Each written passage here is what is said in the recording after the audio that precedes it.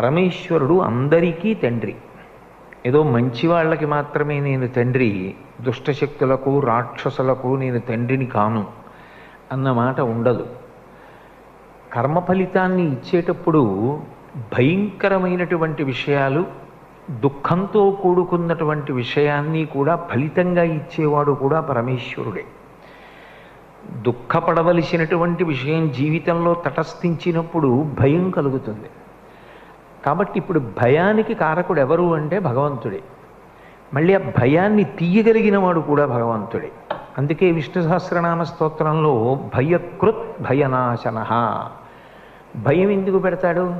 అది ఆయన లక్షణం కాదు. ఒక తండ్రి పిల్లల్ని ఎందుకు భయపెడతాడు ఇలా వేలు చూపించి? వాడు బాగుపడాలని. భగవంతుడు ఎందుకు ఇలా వేలు చూపించి భయపెడతాడు? ఎందుకు దుఃఖాన్ని కల్పిస్తాడు? కాలోహి బలవాన్ కర్త సతత